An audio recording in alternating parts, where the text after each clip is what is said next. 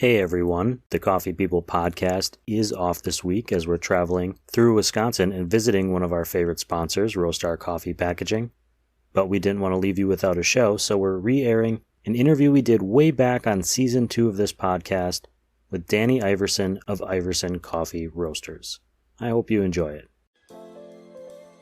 Do you want to make a podcast? Check out Spotify for Podcasters. Spotify's platform lets you easily make a new show, then distribute it around the world. You can even monetize your podcast.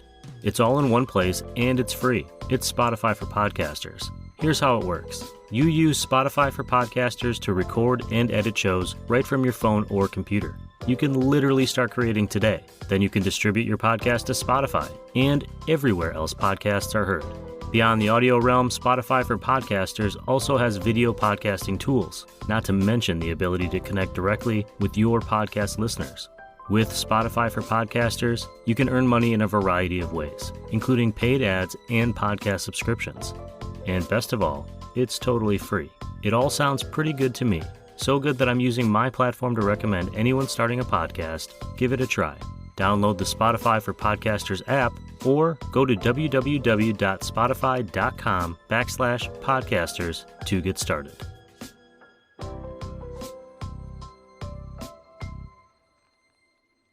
But just as a reminder, not live. If something comes up or whatever, just pause, no worries. Perfect. I'm going to just silence everything here, and then I'm going to put you on the big monitor so I can actually see you. Big monitor? I feel like that's too much pressure. I'm in my closet with a tiny little camp light, so I don't know how big you want to see me. Oh, no, you're perfect right there. I'm just going to... Just because I have my stupid little webcam over, not in front of my computer so I can actually see you. So, anyways. I appreciate it. Well, I appreciate you being here. And also, I always tell everyone, just a reminder, we see each other, but we're not recording the video. So That doesn't exist. Okay. Maybe someday in the future, but for now, my closet's my business and all of the people that I talk to on this video chat. Perfect.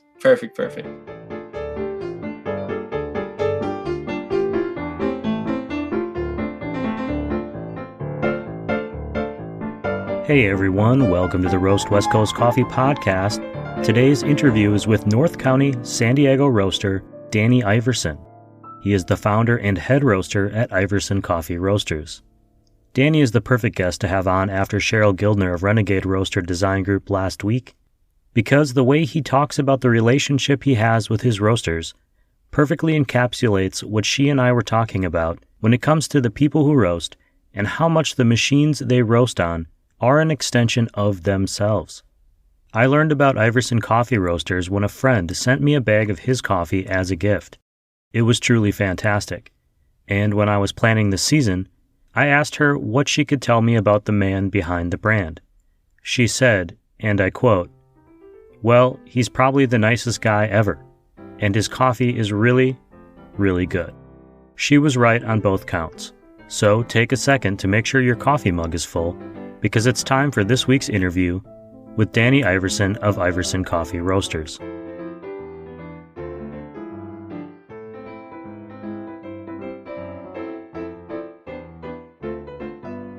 So, Danny Iverson, Iverson Coffee, welcome to the Roast West Coast podcast.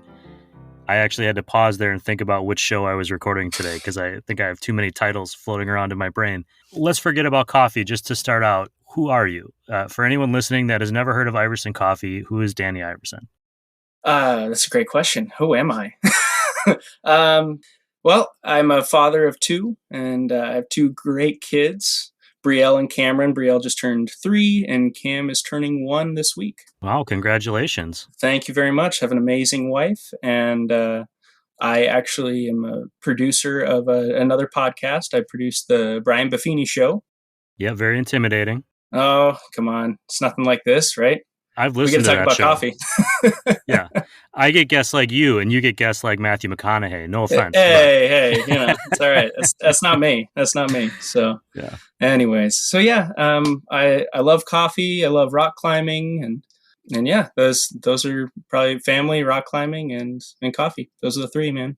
Those are the 3. And you have this company that you started, Iverson Coffee. I'm wondering, what was your first experience with coffee? What what inspired you to say this is something more than just, a cup of warm liquid I'm going to have in the morning, or, took you to that next level?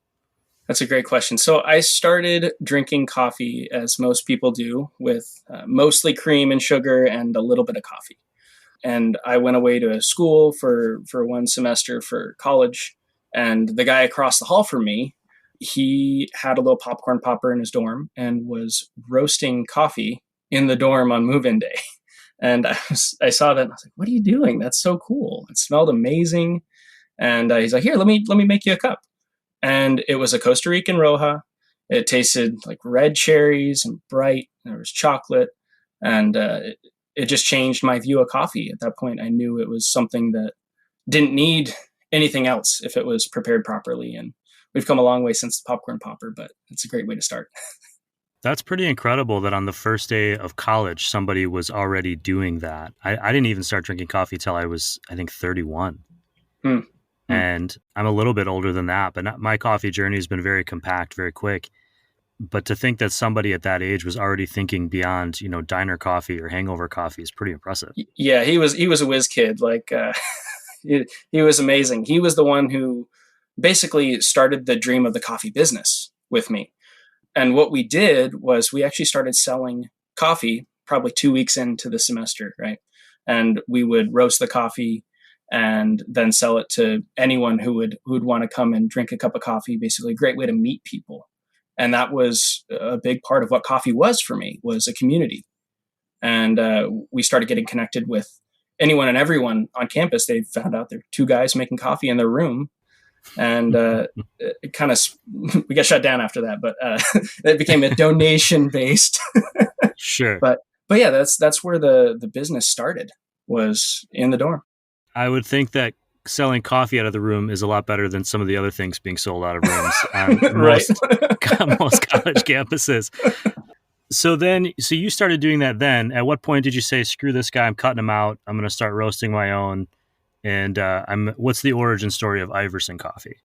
Well, so it started there. And I actually dropped out of school after that semester. I didn't want to take on all the debt because I had a solid job coming back. So the same job I'm doing now, as I've been working for the same company ever since then. So I've been with them 9 years total. Oh, wow. So I had a great job. Yeah, that doesn't happen very often to people, in this new generation. I mean, I came out of college in the early mid 2005, 2004 sometime. And they're just, the idea that I would have stayed in one job this whole time is crazy to me. Yeah, I never stayed in the same position in the company, but it was always like I directed events for a long time when events were a thing, live events, ran presentations and stuff like that. And then once I had kids, I actually decided to get off the road because I didn't want to travel having 2 young kids. So anyways, but that I digress from Iverson. So yeah, then when I left school, I was like, okay, I have to find a way to roast coffee. And I saw that there was, other options other than a popcorn popper. And there was this little thing called the Be More 1600, a little tabletop roaster that looks like a toaster oven. And that's where I got started with roasting coffee on my own. It started as matte coffee roasters, MATTE, thinking like the matte finish of a coffee, right? Because you look at a lot of coffees at the time, super dark roasted, shiny, oily. And the idea was keep the oils inside the coffee, give it that matte finish, and let the coffee shine in the cup, and instead of on the surface of the bean. It's funny how it's reversed. That shiny oil makes for really nice photographs sometimes, but maybe not so much in the flavor of your coffee in the morning. Right. Yeah. So I started roasting on that Be More 1600, and then through a couple connections, someone said, hey, we're actually going to go and I'm going to help this company, Booze Brothers, brew their beer on Saturday morning. And I was like, oh, that's super cool. And he's like, oh, do you want to come? I was like, well, sure, why not? I'll bring my coffee and we'll just make the guys some coffee when they're brewing. And little did I know that was the start of the bulk of my business, which is doing collaborations with breweries. I made them coffee that morning and they're like, oh, this is not bad. And they were saying, hey, we have a coffee stout that we're going to be brewing here. Do you want to do coffee with that? And one thing led to another. And there was a stout called the Sun Up Stout at Booze Brothers. That was one of their original core beers. That was back when they had 5 beers on tap, and now they have multiple locations and all this stuff. But it's pretty fun. That's I wonder, going back, it's likely that I would have tried some of your coffee if it was there at Booze Brothers, or Yep. some of that beer, because I've actually brewed beer at Booze Brothers as well. No way. Yeah, so I used to be in the craft beer business, and we made a custom beer for the business, the restaurant that I was running, and I brought my entire staff on multiple occasions at Booze Brothers, and we brewed beer there, and we'd have cold brew in the morning that they'd have on draft, or we'd make coffee there while we were brewing. And so it's very coincidental that in all of these phases of life, we might have been interacting without even realizing it. That is so funny.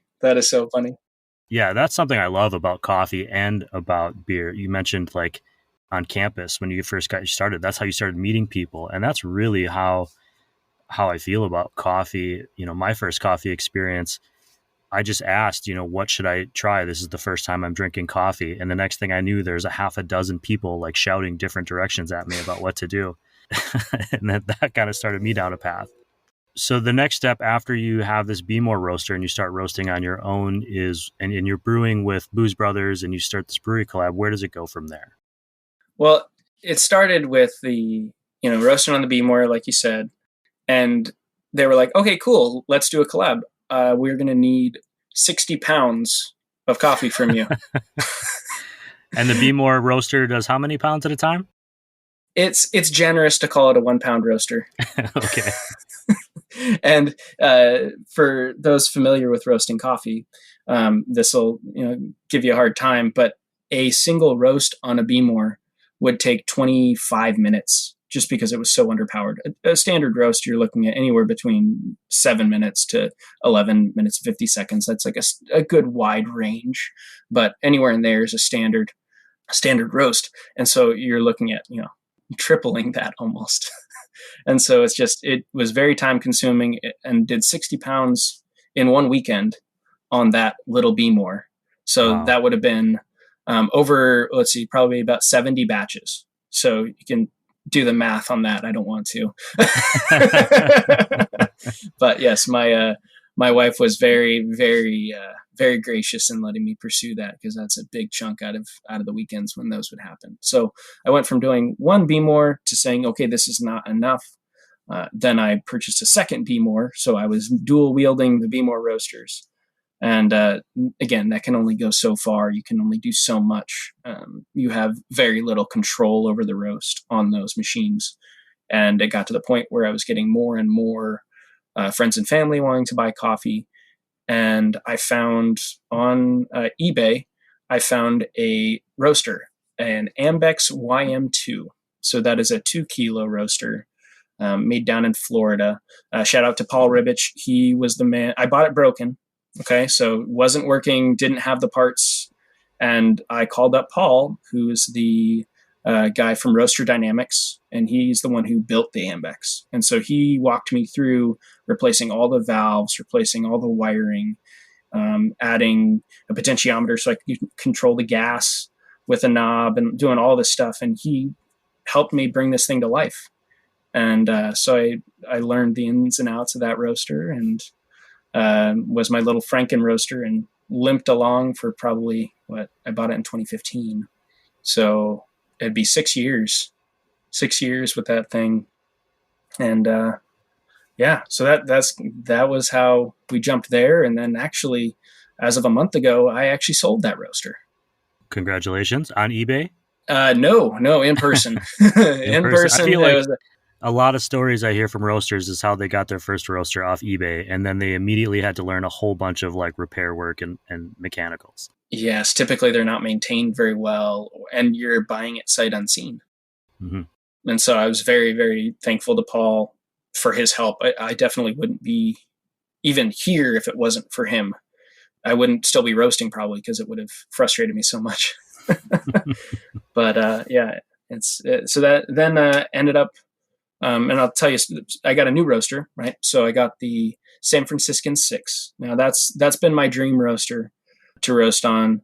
It all started, it would have been 2015 about when I got my Ambex. I started working with Bodie Coffee Traders. Shout out to Tim DePaula. He's the best. Love that dude. And so I would go up and they would put on cuppings for me.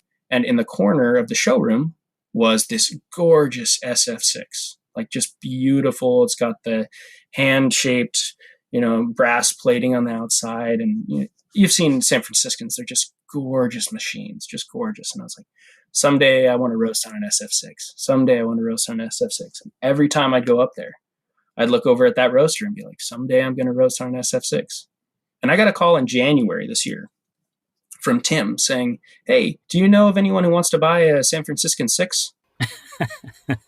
So today I roast on the exact same roaster that I saw 6 years ago and have been it gives me chills just like thinking about it. It's like the dream is now here, and that's it's so exciting for me to have that now as a part of my roastery.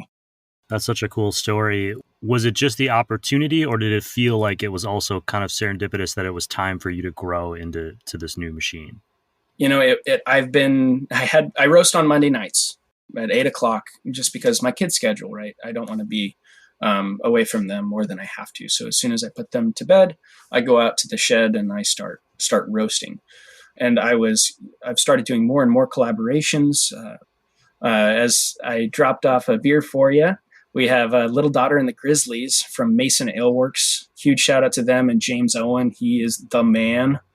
Anyways, so I've started doing a lot more beer collaborations, especially with them, where I would be roasting until 2 a.m. on a regular basis, whether it be orders for regular customers or whether it would be these brewery collabs. And it got to the point where I was like, I just can't be roasting until 2 a.m. every Monday night. And so I needed to scale up. And so the SF6 doubled my production essentially. And so now I'm able to do those and only be roasting until 11:00. That's impressive to me because my eyes start to tilt around 9:30 or so. Yeah. I might stay up, just due to anxiety or whatever reason, scrolling through whatever, Instagram or something. But that's about when my brain starts shutting down from a functional standpoint. So good on you for manufacturing after 10. It's been 7-8 years, if I'm following your story right, that you've been roasting since that first time. Mm-hmm. How has your coffee roasting style changed over the years? I mean, do you have a philosophy about what you're trying to do with those coffee beans? Yeah. So when I started on the Beemore, you have very little control. The only thing you could really measure your coffee by, because the sensors aren't fantastic on that, would be your time after first crack. So your listeners are probably intimately familiar with coffee, and when you roast coffee, what's happening is there's chemical reactions within the coffee, create the byproduct of CO2. And basically what's happening is the water and the CO2, what's happening is it actually heats up and then actually causes this popping noise like popcorn. And we call that the first crack. And what you can do on the Beemore is you can judge your time from first crack to when you pull the coffee out or when you drop the coffee. So that was my one judgment in there. It's like for how long, because you can't really control temperature that well. And I know they just released a new one, so maybe they fixed that. But that was my one thing. So I was like, okay, I can control time, or what they say is development time now. So I started with that. And then as I started roasting on the Ambex, I found out, you can roast on something other than just high heat because you have enough to play with. And so then I learned a lot from reading Scott Rayo's books. I took one of his introduction to roasting classes, and he is a wealth of knowledge for roasters. And I wouldn't say everything is gospel from him, but it's something that you can take and set as a reference point. Right. Because I think even if anyone has, if anyone roasts and you give them the same profile, everyone will do it slightly differently. Right. Because we all are individuals and we all have our own vision for the coffee. But one thing that he taught me, and I've seen significant improvements in my coffee, would be keeping the rate of rise steadily declining. And the rate of rise is the temperature over time. You can mark that the amount of degrees that the temperature rises over a period. So it could be 30 seconds, it could be 15 seconds. it all depends on what your roasting software uses. But by keeping that at a steady decline, I actually found that the coffee became juicier, it became sweeter, it became more complex. You had more to the coffee, right? Than before, which was a very baked, flat, singular flavor, which at the time was still great, but you get better and you increase your production at that level. So the other thing that I've learned is just by trying other amazing roasters and learning from them, trying their coffees side by side with mine. And I know they're not the same farm, they're not the same region maybe, but just kind of getting the essence of the sweetness or the clarity. And so great roaster like Steady State, like they are amazing. Love their stuff. Ironsmith, Lofty, like Little Giant, anyways, or Tired Eyes. Just so many great roasters that you're able to try coffee. And I still almost consider myself an amateur. I'm always learning. Even though I've been doing this for 7-8 years, there's always something to learn. There's always a new challenge. There's always the coffee presents a new side every time, right? Every time you get a new coffee, you have to create a specific profile to that coffee. And I think like that's the thing, is just to bring out the flavor within the coffee that is inherent. Like I'm not trying to mask any flavors. I don't know if that answers your question. Yeah, I think so. Just coincidentally, this morning I made a cup of Steady States, who you just mentioned, Space Traveler, yes, to wake up with. And now I'm drinking a cup of your Ethiopia Natural. Mm-hmm. And you had mentioned to me before the show that this is one of your favorite coffees that you're putting out right now. And I'm wondering why that is. What is it about this particular coffee that, gets you excited or that stands out to you? I am a sucker for Ethiopian naturals. Like I love the juicy, fruit forward, berry notes. It's when I serve this to people that, they think the best part of waking up is Folgers in your cup. When I serve this to them, they're like, "Did you give me coffee? Like, what is this? This tastes like fruit juice. Like, what is this?" And it's just so different that it's fun. It's like, no, this is coffee. This is what coffee can taste like. And it's just it's a complete left turn from what most people are seeing in coffee. And so I think it's just a fun thing to share that way, because coffee is to be shared, right? Coffee is to be shared. My dad is, and I've mentioned him on the show before, he's a Folgers kind of guy. Recently, he just upgraded to like a new version of Folgers he's really excited about. And when he visits, we make, him a coffee, generally a French press style, and he loves it, but it's just not something he wants to do on his own. And so I've taken him to a few local coffee shops here, and it's really entertaining for someone who, and this is just a warning for anyone listening who's not a regular craft coffee drinker. Sometimes the strength of a craft coffee might be a little more intense than the Folgers that you make at home, because usually after about the first cup of coffee, he gets real jittery. And it's because at home, he's not worried about ratios or, how much, what he's doing. So we were talking a little bit earlier about your beer collabs and how that kind of got you started. I did last night after dinner. My wife and I drank this Little Daughter and the Grizzlies pastry stout coffee, which lists maple syrup, chocolate, and vanilla in it as well. And it really was a dessert. I mean, it was, we split the one can, and it was just lovely to enjoy. How is it different roasting a bean that is going into a beer versus one that that someone's going to drink? Or is it different? Does it matter at all? Is there something that's something about that process of thinking about, this is, I know the end product of this. It's not just someone's taste buds. It's going to be going for this purpose. How does that change things? Definitely. So one thing that I love about roasting for breweries is, oftentimes it's a big crossover, right? So you have a big fan of beer. They can typically, especially craft beer, they'll be a fan of craft coffee. And so what we'll do is, like what we did for Mason specifically, is we held a cupping where I brought out, I think it was 12 coffees that we tried. And we basically set up the cupping. And for those of you that maybe are newer to coffee, it's similar. I like to compare it to a wine tasting for coffee, where everyone gets to try a small sample of every coffee on the table. And then we looked at the ingredients for the beer. And so I brought the 12 coffees that I thought would be good for this particular style. and we looked at the ingredients for the beer, looked at the tasting notes for the coffee. And then when we're fortunate enough to have some of the base beer around, we'll actually do like we did this for Battle Mage, right? For their beers, Dark and Full of Terrors. We took their base beer and then we add a splash of each of the coffee to them. And it gives you kind of a little idea of how it's going to blend together. But yeah, I mean, I think it's just trying to find flavor notes that complement each other. And when you can try it in the base beer, it makes it a lot easier. But yeah, it's just trying a bunch of different stuff together. I know a lot of the listeners of this show also listen to Beer Night in San Diego. And so as soon as I'm off with you, I'm going to reach out to those guys and tell them to get some of this for one of their upcoming shows if they haven't already. Oh, that'd be awesome. So we've talked a lot about just kind of your roasting and about Iverson Coffee. When you're just away from your own stuff, it sounds like you're passionate about everyone's coffee, about the coffee community in general. What are you looking for in your outside of work life? Like when you pull up randomly to some coffee shop on the road as you're driving through the desert, what is it that you're going to order? What is it that you're looking for? So my go-to drink is an espresso with sparkling water. I just love the simplicity of that. And it typically will give you a good feel.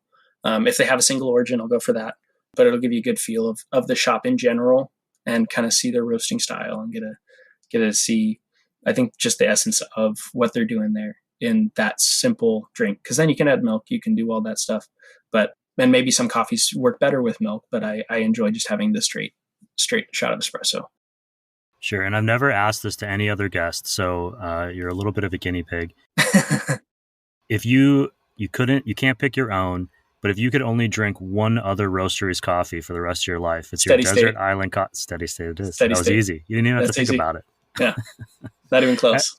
Elliot is a really impressive coffee roaster, and the pace at which he went from like roasting on a small little 1 pound roaster like you did to where he's at now has been really fun to watch. Fun fact: Elliot and I both roasted on Ambex YM2s. Very fun fact. Yeah, both Very had the cool. Ambex YM2s. What is one tip that you might give to a listener who is just getting into coffee for the first time? We talked a little bit about your first coffee, and I mentioned mine as well. Something that somebody who hasn't experienced craft coffee and all it has to offer, what would you suggest to them? I would give this advice, and it was given to me about drinking whiskey. The best way to drink whiskey, because everyone has opinions, whether it's a drop of water, on the rocks, neat. The best way to drink whiskey is the way you like it. And the best way to drink coffee is the way you like it. Now, that doesn't mean you shouldn't try things, but I would say find something you like, and that's okay. There's no wrong answers. There's no wrong way to drink specialty coffee.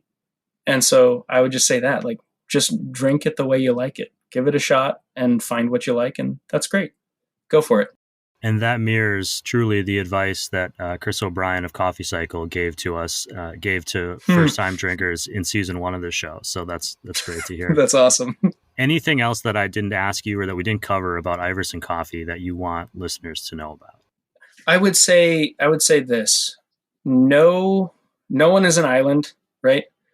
And especially with everything we've been going through with this pandemic, and like, you don't have to go it alone. Coffee is a community, right?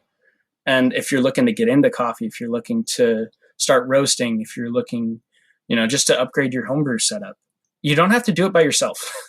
There are thousands of people that are so pumped on coffee that they would love to share that experience with you. And I mean, just, you can shoot me a message on Instagram or anything. And like, anyone wants to talk roasting, like, awesome. I'm happy to do it. But you can always get help. Like, there's nothing wrong with getting help to learn. Like, I actually just recently had Tyler from Tire Dyes come out and help me learn a little bit more about the SF6. He's great. He's doing a consulting company. I believe it's Bright Black is the name of it. And he's helping out roasters. And I know Elliot does the same thing. And I'm going to be sitting down with him soon to learn how to get better at sample roasting. I would just say, like, reach out to other people. Like, you don't have to go through this coffee journey alone, and it's something to be shared. So in response to that, I would say that I don't know that anyone on this show has referenced John Donne, No Man is an Island poetry, which is especially poignant because it's Poetry Month, as we were talking. I only have one last question for you. We mentioned it earlier. In your day job, you also work on a fairly successful podcast. Are you regretting agreeing to come on this show, which I am producing from my closet? Never. The best things start small. The best things start small.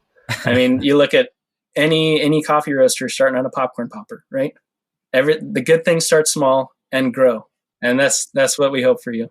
Yeah, I hope for that for myself too. And I know that the people listening have been enjoying hearing from roasters like you. So thank you for coming on the Roast West Coast podcast, Danny. I really appreciate it. No, thank you for having me, Ryan. I really appreciate this coffee you dropped off. I don't expect that ever, but it's been really just enjoyable this morning. Oh, good. I'm glad. Thank you so much. You bet. Have a great day. You too.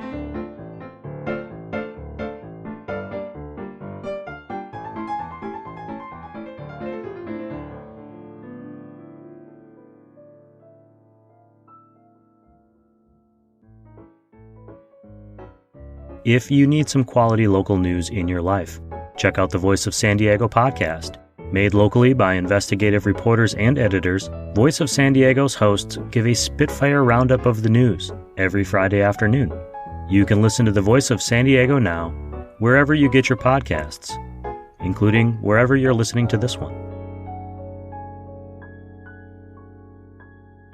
We are back to the Roast West Coast Coffee Podcast. What I learned from these interviews is that roasting coffee and drinking coffee is a continually evolving experience. Danny started in a dorm room with a small popcorn popping style roaster and over time graduated to a better one, and then a better one, and yet again to his dream roasting machine. Yet by his own words, he says that after 8 years roasting coffee, he still feels like an amateur, and he's still actively working to learn new skills and improve. That's probably why his coffee's so damn good. I'm going to link to the various roasters that Danny worked with on the column recapping this show on roastwestcoast.com, so be sure to check that out. I'm also going to reach out to Mason Aleworks to see if they can provide a sample can of Little Daughter and the Grizzlies, the Imperial Stout they made with Danny's coffee. But if I'm being entirely truthful, I think it is a request unlikely to be filled. Danny reached out after our interview to say he wanted to reward the listeners of this show with an exclusive promo. If you want to try some Iverson coffee, head to iversoncoffeeroasters.com and use the promo code ROAST! To get 25% off the first order. That's ROAST with a capital R, lowercase OAST! The selection on iversoncoffeeroasters.com is always changing. I've had an Ethiopia, a Panama, and a Colombia, and all three would probably land in my top 10 coffees of 2021 so far, and I drink a lot of coffee.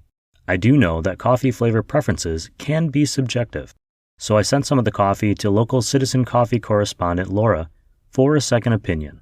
Laura, what did you think? They were great. Yeah, I could definitely see these as my go-to every morning coffee. There you have it. You can also follow at Iverson Coffee Roasters on Instagram to see what new coffees are coming in day to day. And don't forget to use the promo code ROAST! On iversoncoffeeroasters.com to get 25% off your first order. We have one vocab term for today's show. ROR, or rate of rise, came up in our interview, and Danny covered it, but I wanted to expand on the definition. Rate of rise is the speed at which the temperature of the beans is increasing during the roasting process. It's measured over a specific period of time, usually between 30 or 60 seconds. So if your ROR is 5 over 30 seconds, that means your bean temperature is increasing by 5 degrees every 30 seconds. A higher ROR means that your roast will be progressing faster and will likely be shorter, but you also may not have as much control over the overall roast's flavor profile. A low ROR means risking not roasting fast enough and over-baking your beans, but when done right, will offer the roaster added precision, controlling the flavor coming out of the bean. Just to add to the difficulty of creating the perfect roast, the ROR could change during the roast itself. So, fun. I'm going to leave it to the experts like Danny.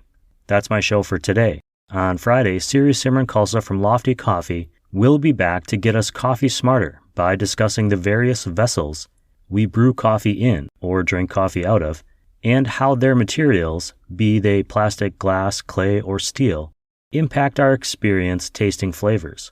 Thanks to everyone for listening to this episode.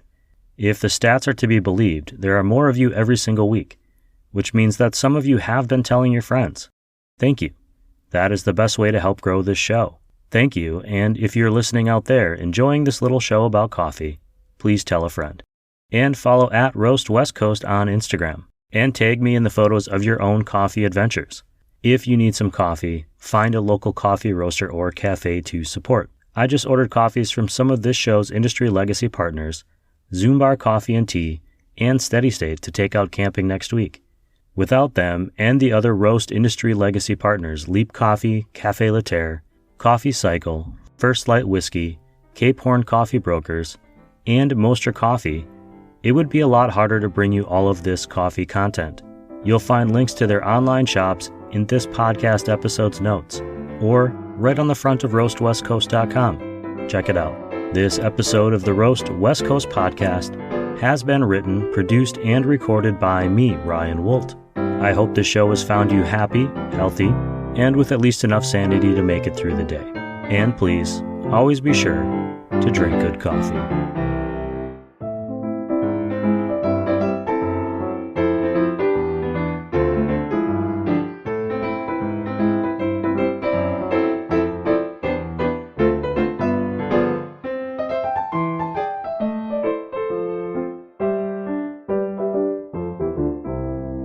That was literally the first time I tasted blueberries in a coffee. So Did you really? I thought you were just messing with me a little bit. no, I wasn't messing with you. And that was, yeah, it was exciting to try really good coffee beans because I have gifted beans before and beans that I hadn't tried.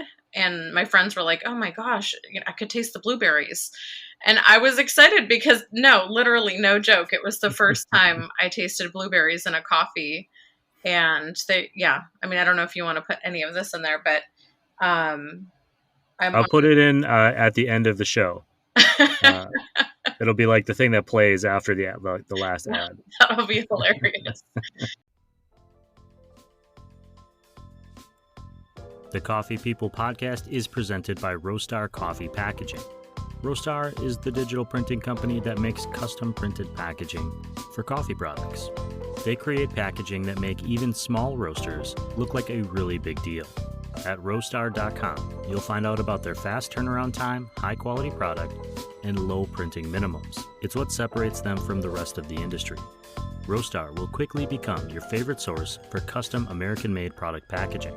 They work with small, mid, and large coffee roasters, so if you're ready to upgrade your coffee packaging, go to roastery.com to learn more and connect with the team. Link in this podcast's show notes.